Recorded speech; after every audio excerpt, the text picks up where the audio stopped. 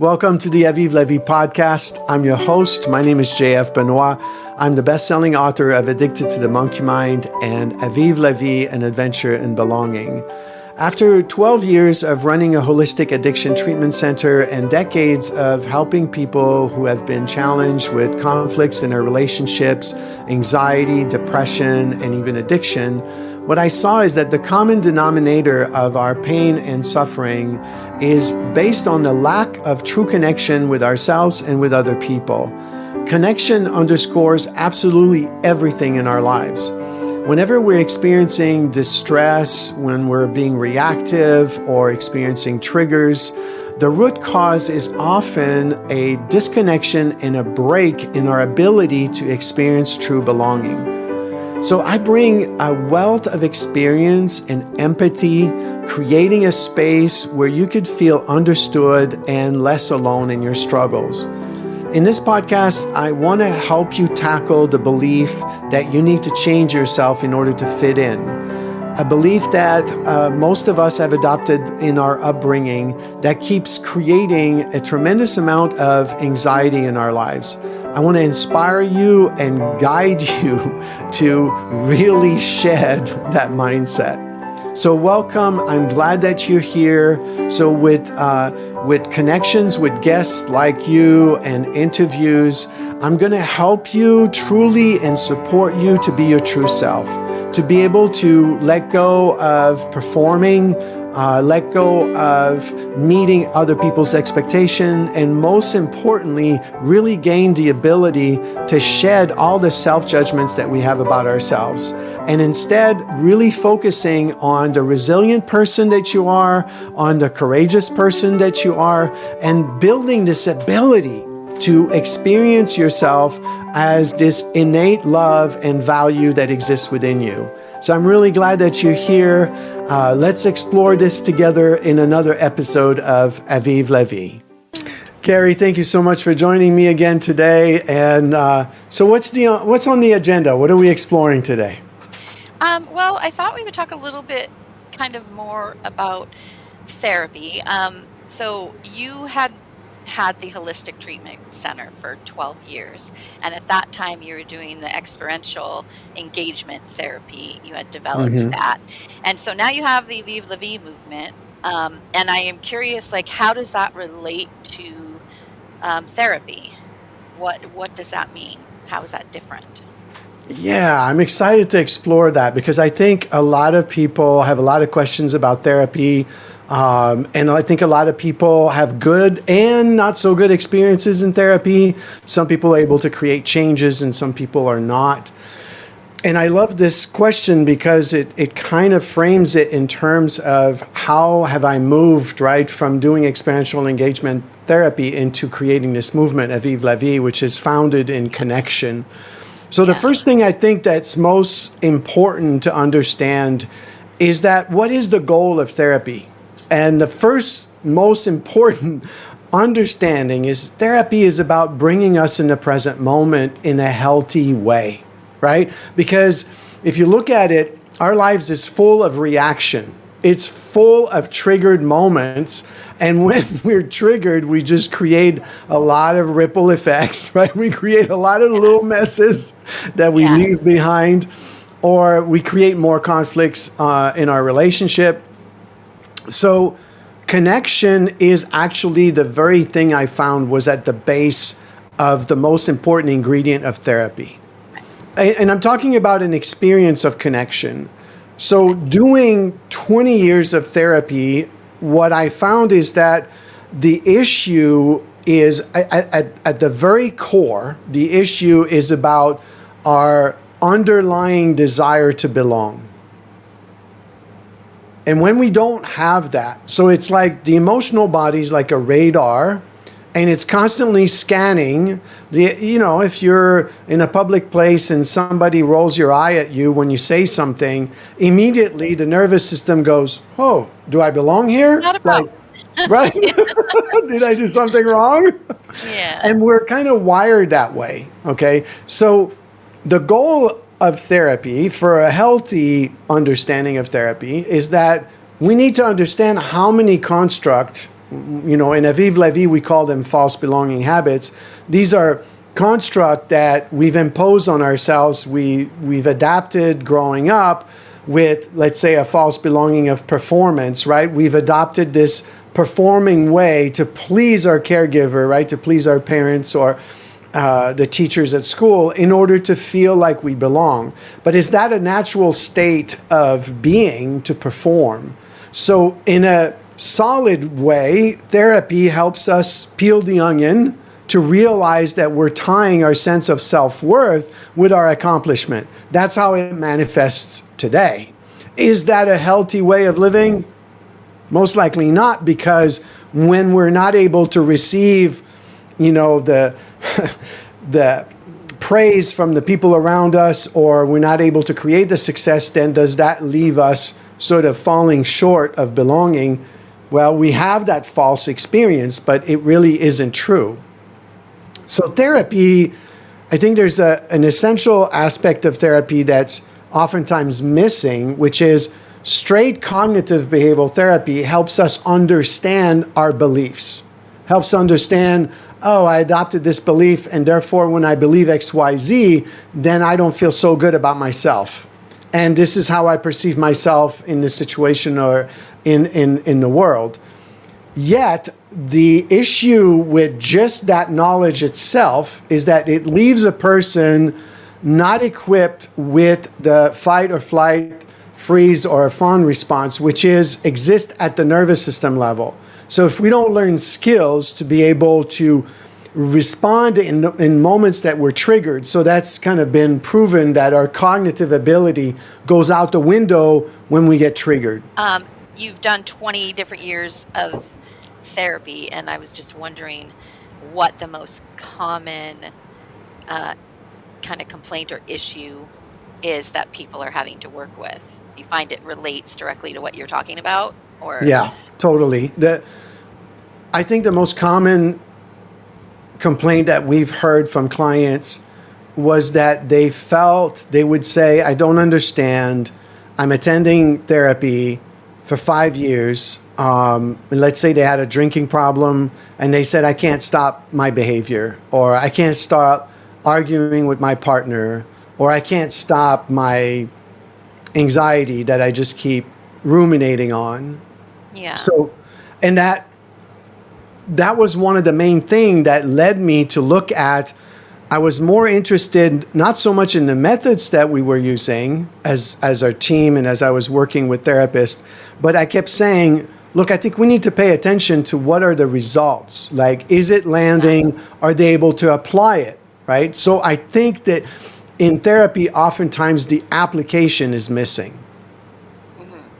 Yeah, I know a lot of different people that have consistent therapy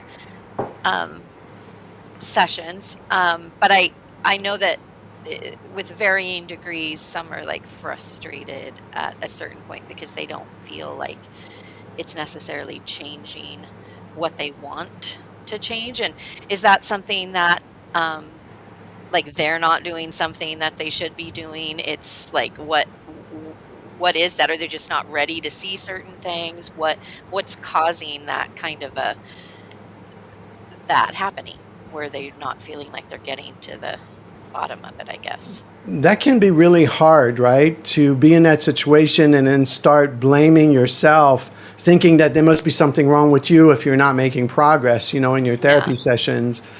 Yeah. I'm not sure that would be an accurate statement. From what I found, now what I'm doing with clients is radically different than what I was doing 20 years ago.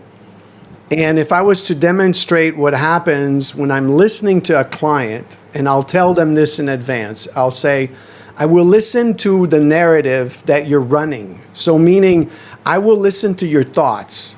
And then at some point, I'm going to pause you and I'm going to reflect the thought that you're saying, what the narrative is. And then I'm going to ask, and I'm going to reflect back to you, when you say this, my emotional body is tensing up. How is your emotional body? And that relation to the mind with the emotional body, there's a huge disconnect for people when we keep learning things analytically. Yeah. And so when I do that with clients, it creates that bridge, right, between, oh, I'm thinking this, but what's happening here, down here in my guts, in my emotional, physical sensation, and what is really happening there. And what's interesting is quickly the person might touch it for a moment, but we all have the habit of quickly going right back to the mind and continue on telling the story. And Yeah. so talking about the partner, right? Well, my partner just keeps working late hours, and or I'm frustrated my partner is not taking responsibility and doing their fair share at home or being with the kids enough, or so all of those, right? Those are the narrative. But the question is, as this is happening, so that takes the blame element out of the equation. So what we're helping people understand is the story is heading towards blaming and towards the belief that if I keep talking about my partner and I know that then my partner's responsibility is to change, then I'll be happy. That's a Yeah. that's a pathway to failure, right? It's a dead end street. It goes nowhere. Yeah. Yeah. Well, you And can so, get pretty intricate with stories too. Like, ah, I mean, sometimes there's just no fighting back or finding solution in a story that you've created because, we're good storytellers. We can get into pretty good details. And then also it's so much about perspective. So you can see the same thing happening from different perspectives and come up with totally different, scenarios for that. So I've found that sometimes just lending an ear to people who want to talk about something, it's very hard to focus on the story. Like it's hard to try to find a solution in the story, yeah, you know? exactly. Yeah. But it's actually mostly impossible because the story's foundation is most of the time defensive. It's a defensive mechanism to talk Yeah. about the situation or the other person Mhm. because it's a form of relief, but it never reaches the real source of anxiety. Mhm. Which is a form of trying to belong. So as they're Absolutely. telling you this story, then they are wanting for you to see them and for you to give them a sense of that belonging. So I guess that's at the root of all the stories too. Yeah. It's amazing how true that is. And that was one of the main thing that I kept focusing on, and I kept realizing that it didn't matter the story, it didn't matter the issue, that it came down to this sense that our sense of belonging is in question in that story.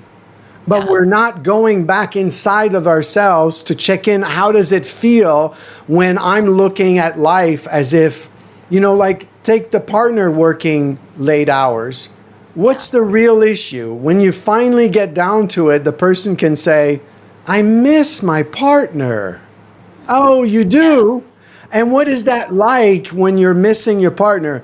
Oh, now that starts to be vulnerable. You see, now we have to descend inside of ourselves and go into this emotional body and touch a pain that is kind of like, oh, well, the habit of talking about it seems a Yeah. little easier as a path. Yeah. But on the long term, it's actually not true at all because it keeps creating the same defensiveness mechanism in us. It keeps creating more friction in the relationship, and it never gets to the source of the the despair and the anxiety that exists in the person. Yeah.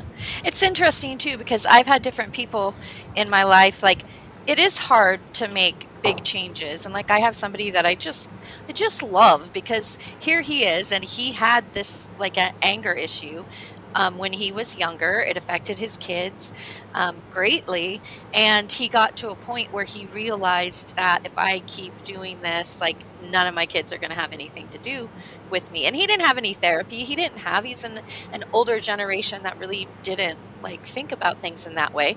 But what he did notice, he's very astute, and he noticed that from the moment when something happened to when he acted on his anger, there was like this moment there. And he started working on trying to stretch it out longer and longer and longer until he wasn't reacting. And I have so much admiration for him. And he never did, like, he's never taken it to the point where he could, take it further and touch in with the belonging aspect from it. But he did that like all by himself, and he's one of a handful of people that you meet that actually changed. Like they actually did the work, to do that. And I just admire that greatly. And I think it's really cool what you're talking about, because that's taking it even to the next level about maybe why he was doing what he was doing, and Yeah. how that touches in, so that it could heal him in a greater fashion, not just what he's doing to other people, but within himself, It's really brilliant.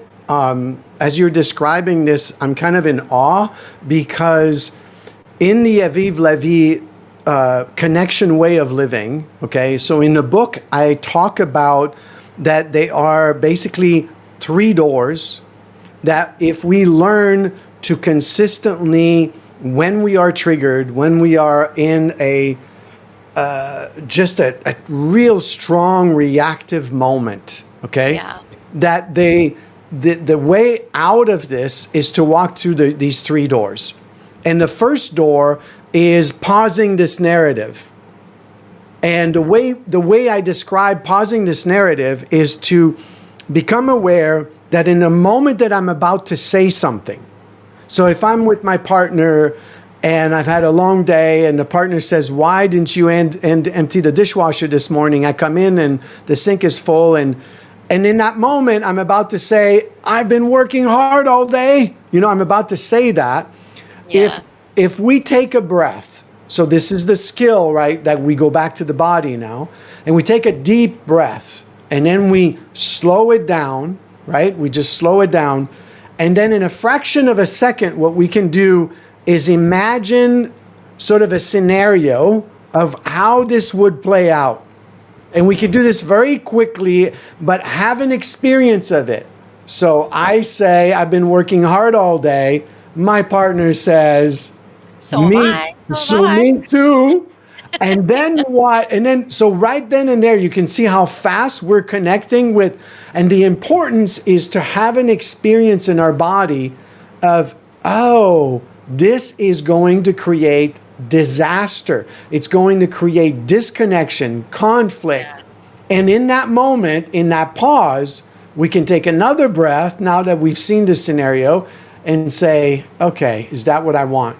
Is that what I want? Because I know this is heading there. So that's door 1, is mastering that. And what you just described is, it sounds like he naturally kind of knew to do that. Yeah. How beautiful, right? Yeah, I have such admiration for him.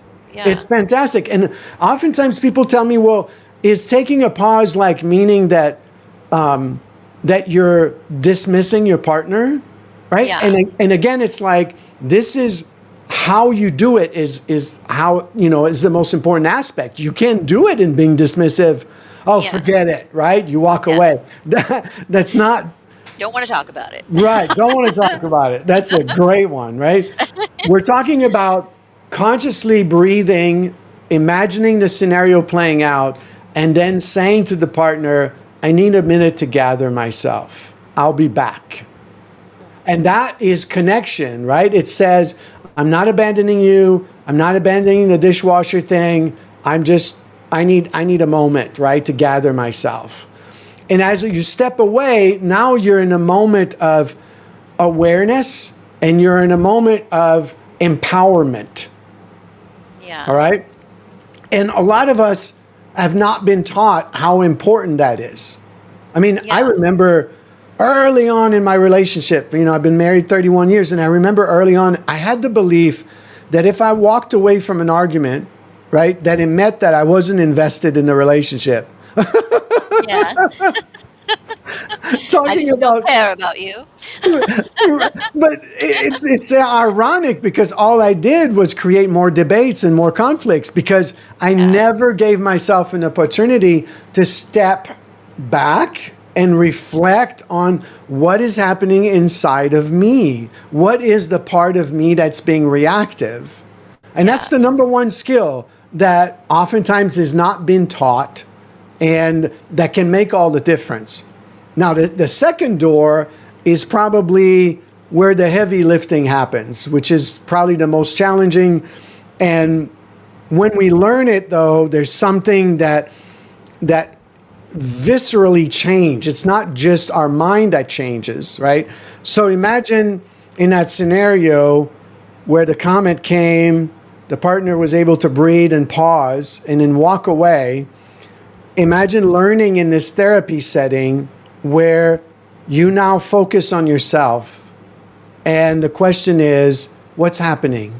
What's happening inside of you? Yeah. And then there'll be a tendency to go back to the narrative.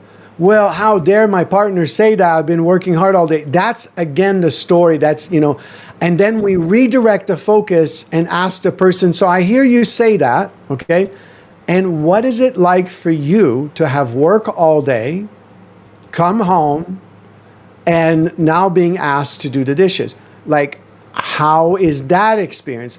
And it takes a lot of focus initially to stay with it until the person is able to identify like some kind of deeper belief and emotion that's something that says, I feel like I don't have a right, or I don't exist, or I'm just a machine that's supposed to produce more and more and more.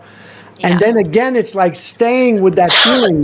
What is that like to stay present with that? Oh, it feels awful. I just feel like I don't matter.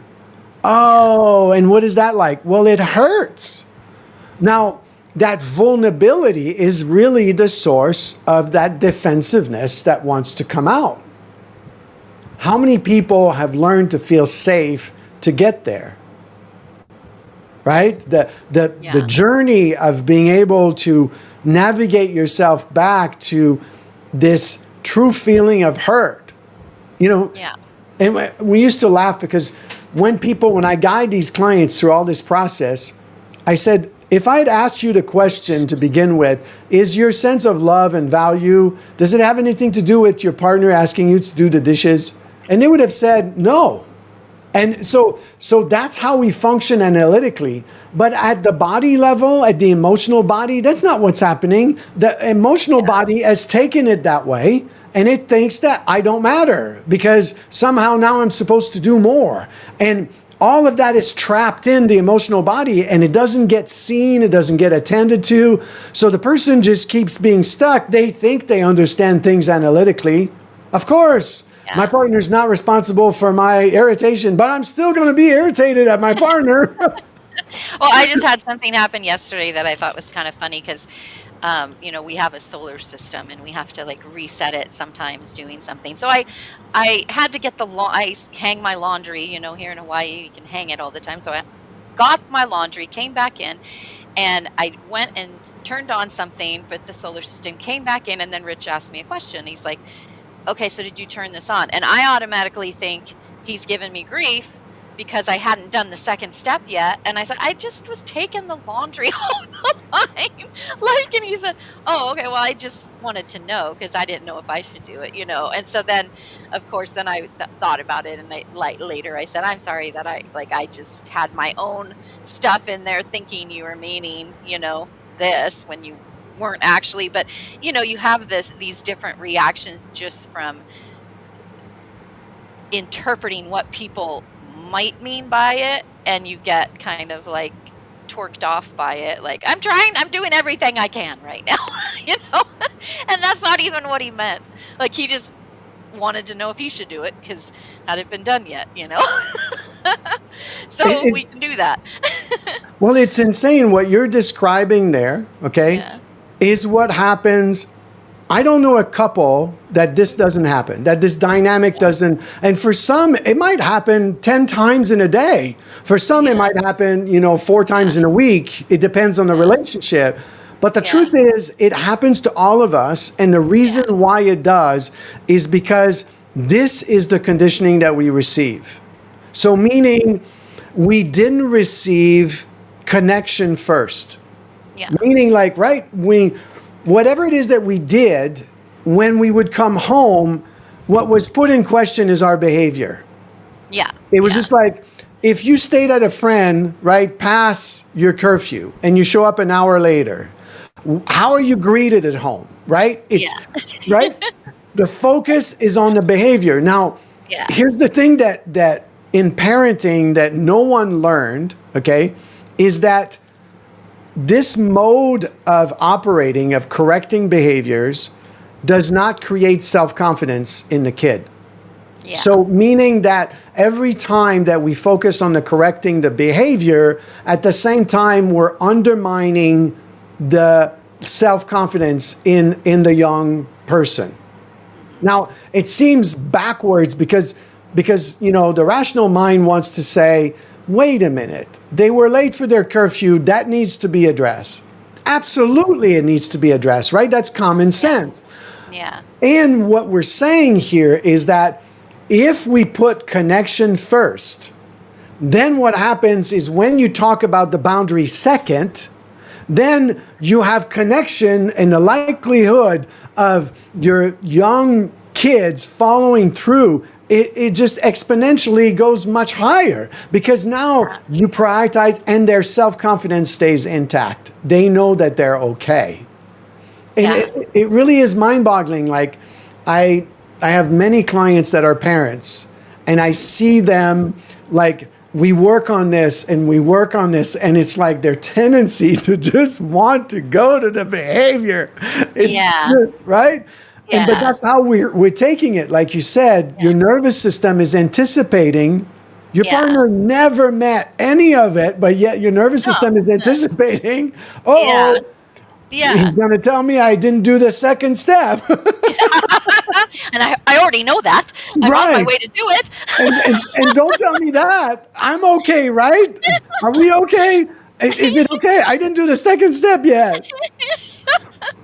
Yeah, no, totally. Yeah, and I could totally recognize it as it was happened. But it's also like, isn't that kind of, I mean, it's really kind of sweet in a way because here you have two people who had different like backgrounds, but the same sort of thing going on. And so you're in an opportunity for like it's to be expected for things to come up. And here you're given an opportunity that's in a lot safer place than you necessarily had before to kind of process it and recognize in yourself, oh, okay, I was having a reaction that had nothing to do with the actual thing. So it's really neat to be able to have that, so it doesn't have to be like a negative thing that it came up. It's just like, oh, okay, I got a chance to kind of work through it and not have that same thing coming back that you might be used to, Well, that's a wonderful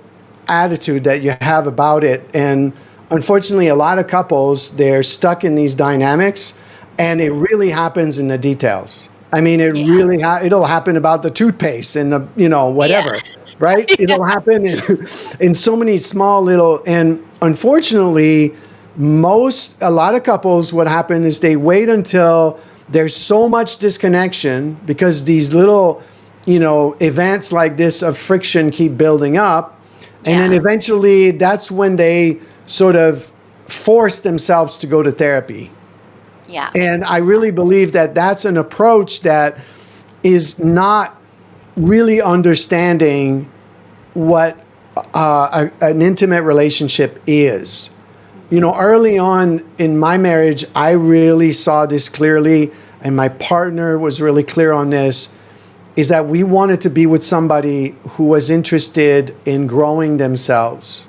Because we knew that if you want to have an intimate relationship, you have to be willing to grow. You have to be willing, because the nature of a relationship, a close relationship, is we're going to bounce against, and I'm always against, right, our own projection that we're putting on and our conditioning that's coming up.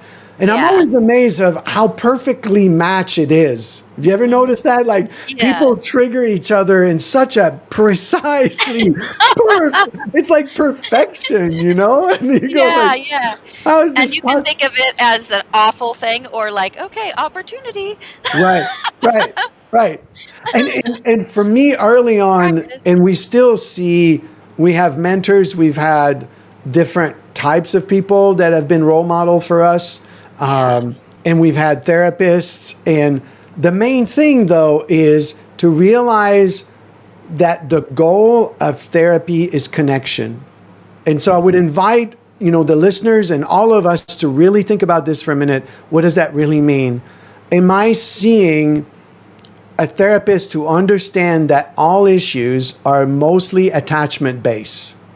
Yeah. Meaning that my sense of attachment appears to be in jeopardy because I'm putting my sense of love or my sense of value in question in this dynamic. As simple as not having done the second step, right? It's like here you are doing the steps of taking care of your household, and yet inside the nervous system is questioning Yeah. you and your Yeah. sense of value based Yeah. on, right? Maybe you're not doing it fast enough or Yeah. whatever that is. Yeah. Yeah. No, And, it's true. It's funny.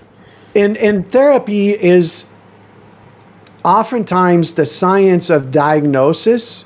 So it's able to tell us what happened to us in our childhood, why we believe what we believe. It's the cause and effect, and it can talk a lot about all of that. Yet, it's completely different to empower someone to connect vulnerably with themselves and with their partner, to not fear, right? To develop enough safety to communicate in a vulnerable way.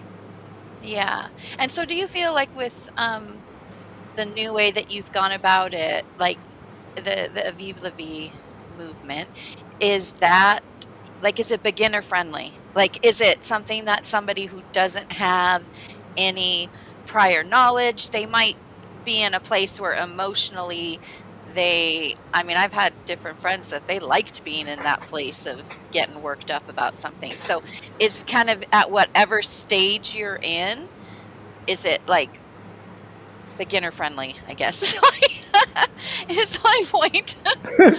Well, thank you for asking that, because Yeah, that is absolutely essential. Meaning yeah, that if we're in a setting where we don't feel safe, we'll never learn from that setting.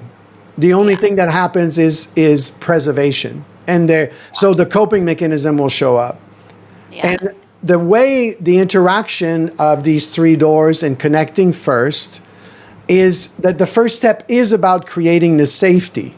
And it's yeah, just noticing slowly and going at the person's pace, the pace that they need to go at, and noticing, oh, this is the story, this is the narrative, what's the emotion, and helping them kind of role model, guiding them through the process.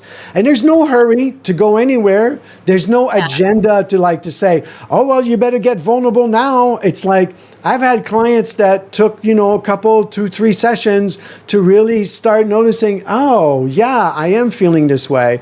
And the one thing that helps them the most is that I learned to model emotionally how it lands on the nervous system, right? So I can tell, even when you were telling the story of this anticipation of, right? I yeah, could tell, if we were in a session, I would have said, Carrie, when you said that, my body tensed up, yeah. right? I'm gonna Yeah, get in trouble here. right. And I would have said, how Yeah, is it for you?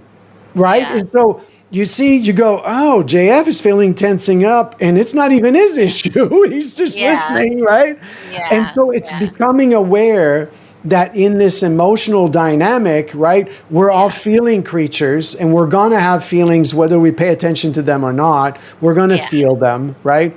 The other yeah, thing that's really helpful is we do a lot of group dynamics, and I'm a firm believer in doing groups because we also learn this witnessing someone else.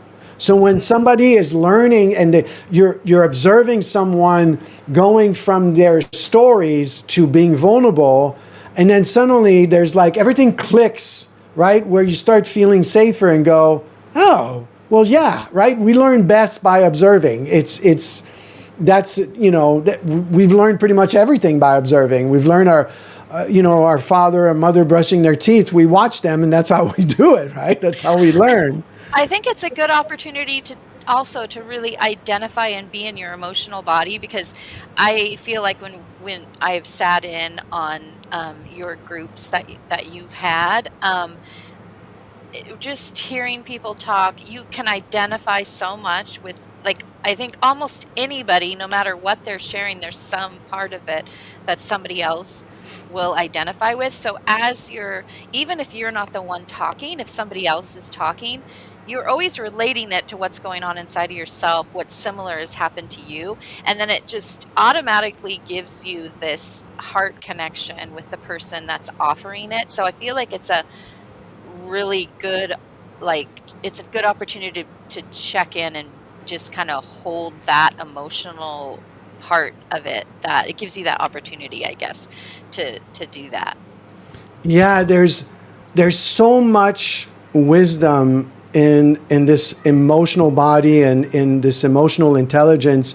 Like the first episode that we did on this podcast where she was talking about being silenced at the table by her mother, right? And it's just like as soon as she started sharing that, we were all like emotionally could just feel what is it, Yeah, even though yeah, maybe my mother didn't quite do that to me, but yeah, even though I didn't receive this conditioning, I could sure relate, right? I think we can all yeah, relate as like, yeah, oh, what's it feel like to be silenced? It's like, yeah, whoa, you yeah. know? And No. yeah, I think part of what can be so life giving and so transformative is to begin to learn that we're not just dealing with pain. I think that's the part that the other piece I discovered that in therapy was missing. And some form of therapy honor this, and it's called resourcing.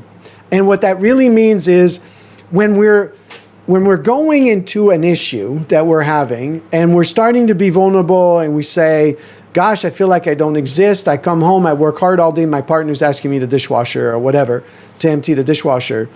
In that moment, when we finally are able to acknowledge that we feel like we don't exist or we feel like we don't matter, right? And we touch that pain and we actually feel it, as the person is going through that, one of the most important aspects of connection is to ask them, do you matter?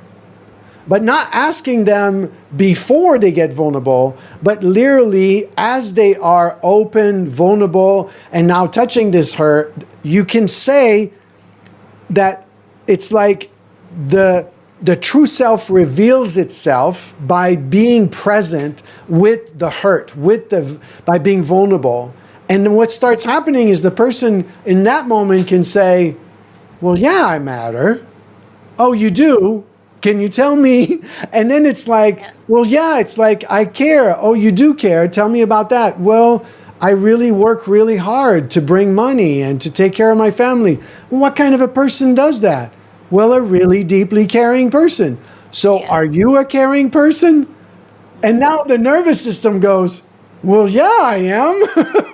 Yeah, yeah, And that revelation, you see, it's important to understand that we're not just digging for pain or we're not just digging to eliminate the emotion. It's on the contrary, we're accessing the emotion so that we can get to the true self. And here's the reason why it's so important to understand this is because the true self, which is that we are resilient, courageous, loving, caring, valuable human beings, mhm, is that cannot be a construct. It has to be experienced in the body because that's where it lives, right? My sense of worth is not a concept. If it was, then positive affirmation would be the best thing on the planet, right? But yeah. I call positive affirmation lying to yourself until you believe it's true, you know? But it's because at some point you got to land in your nervous system. And that's Yeah, the thing I've discovered is every time we guide ourselves through vulnerability and we touch the hurt, what also lives there is our brilliance. yeah. Yeah, It's and we amazing. talked about that before in a different one, that which I really appreciated, that, like, going through that. And I guess that with therapy too, like, if someone was going into it just trying to, like, avoid pain, well, like you said, that's only taking one part of it rather than just feeling whatever it is that you're feeling and embracing that. Anytime we're trying to avoid emotion, Mhm. I used to ask clients, oftentimes I would say, if you deny or repress anger, do you get happy? Oh If you, yeah. No. if Worse.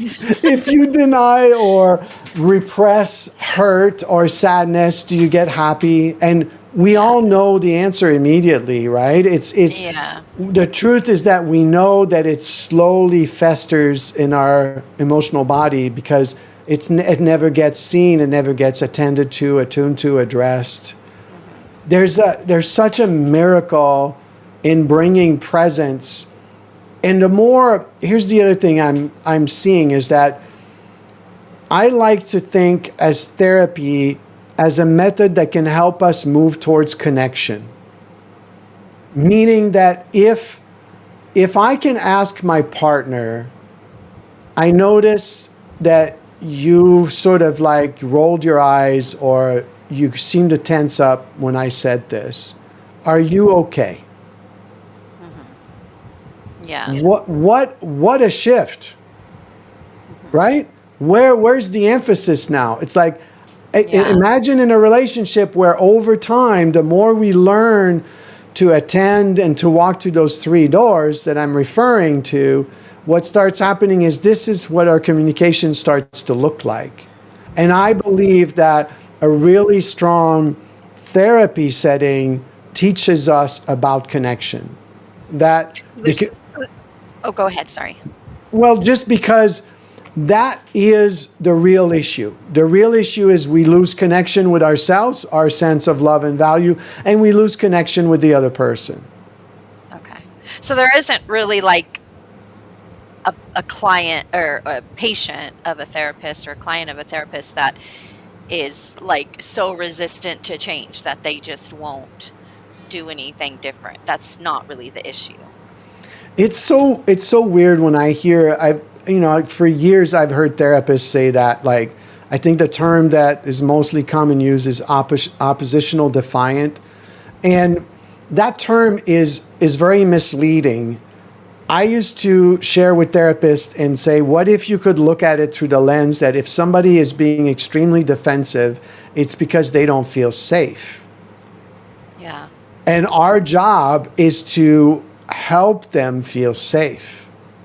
And the first way to help somebody feel safe is to meet them where they're at, acknowledge them, validate their experience. Even Yeah. though oftentimes initially where they are is oftentimes just in blame. They're just busy blaming everybody else. But if I honor and I say, oh, okay, so you're having a struggle with Joe over here who's behaving this way with you. Yeah, it's frustrating. Yeah, I see that. And Yeah. then I have an opportunity to go deeper and say, so what's that like when you're frustrated with Joe? What's happening for you?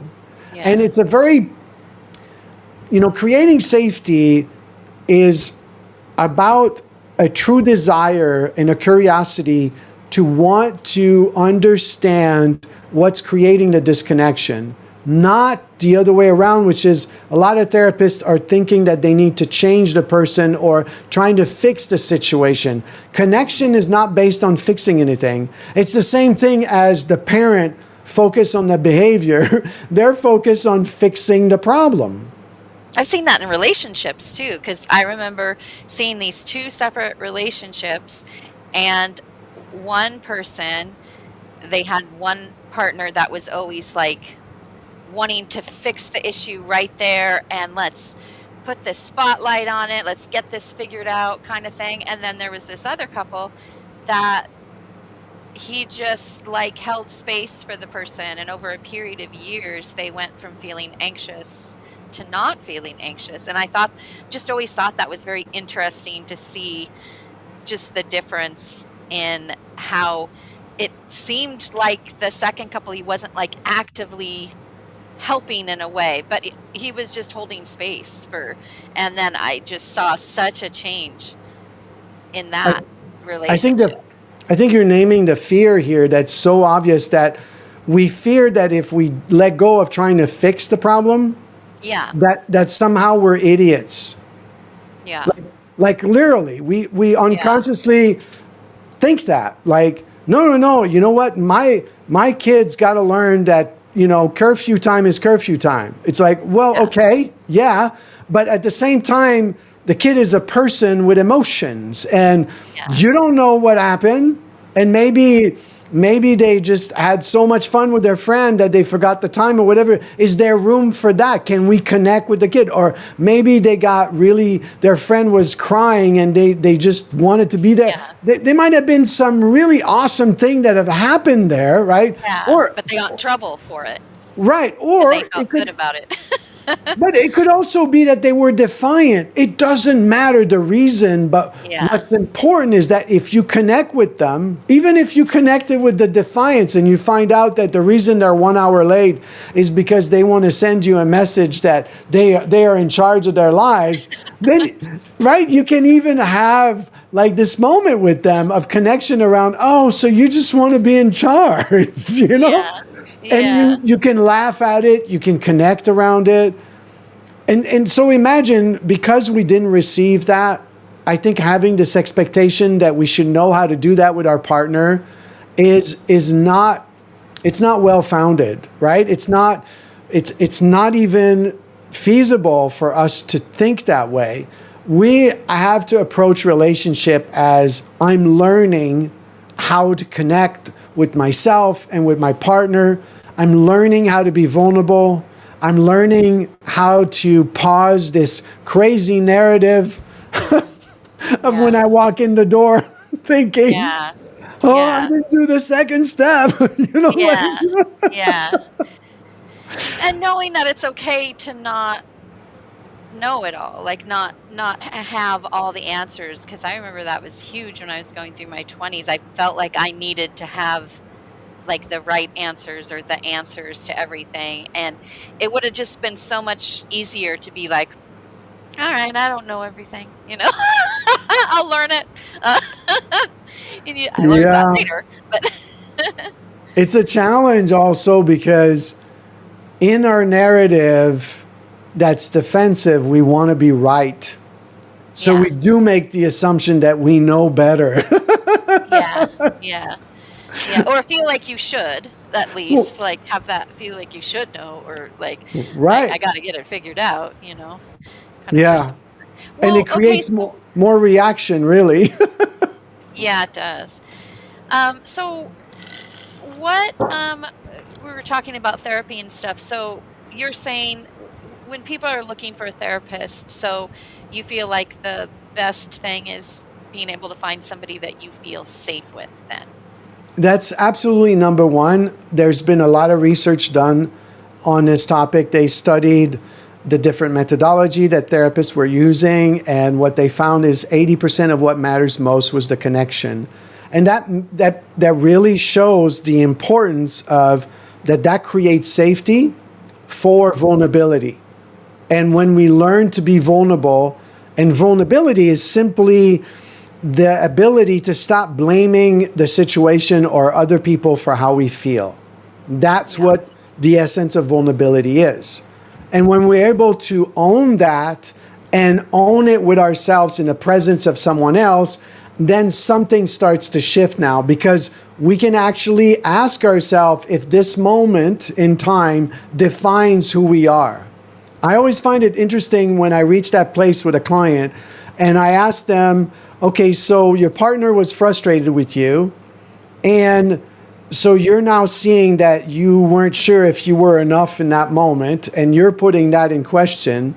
So let me ask you this. You graduated from college, you've got this profession, and so who is that person? Well, that's a very determined person. So, and then, what else have you done in your life? Well, I've raised 3 kids now that are teenagers. Oh, you've done that. And so can we take that moment in time and literally out and eliminate all the other moments of your life and say, now we're going to define you by that one single moment that your partner is frustrated with you, therefore you're not enough. That's how the emotional body takes it. And when you ask out loud, even as I'm asking it, it sounds completely absurd, right? It sounds irrational. It sounds ridiculous. And so our ability To understand this intellectually is one thing, but understanding it so that we inform the emotional body that, wait a second, I am this resilient person who got a career, who's raising kid, who's resilient, who has picked up my kid's vomit, for 2 weeks because they were sick or whatever. And who is this person? I'm a very caring, loving, powerful person. And this moment of frustration cannot change that.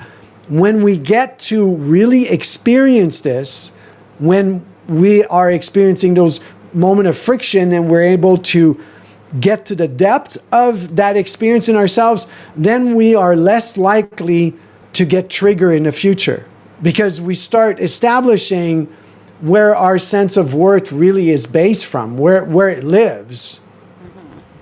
Do you feel like, as you were talking and you're talking about vulnerability, I just had the thought pop into my head. So vulnerability, when you talk about being vulnerable, that can feel a little unsafe, but then in some ways, if you're thinking about it in that way, but if you're thinking of vulnerability as kind of authenticity, is that similar to the same thing then? Yes, absolutely. Vulnerability is the ability to be authentically you and expressing how you're really feeling without blame, without putting the focus on the situation or other people.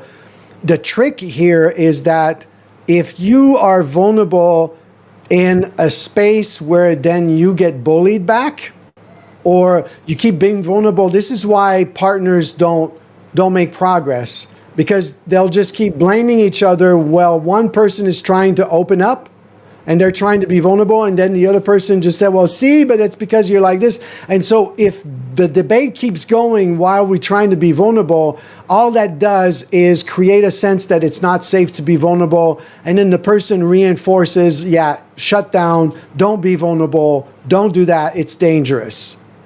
Yeah. And that's the biggest reason why we haven't learned that.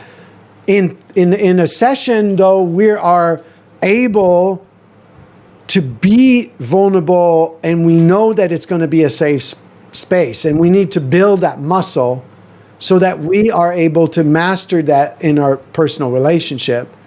I would say ultimately, if you ask me about the ultimate therapy or life coach or whoever has the skill to guide us, right, in this process, I would say that we need a role model more than anything. We need a role model in connection. And when we have that, we're going to learn how to thrive. So we need to be with someone who has real life experience in vulnerability, who has real life experience to master going from being defensive in a narrative to touching their emotion, to looking at their own sense of worth and value and love, and be able to reverse that, be able to breathe into their belly, feel their whole emotions and welcome all of that. And that comes from someone who was willing to be brave enough to take a look at themselves, not just study a methodology, but apply what they learned, right? Yeah. I'll never forget my 3 years of training when I studied the Socratic methodology at Option Institute.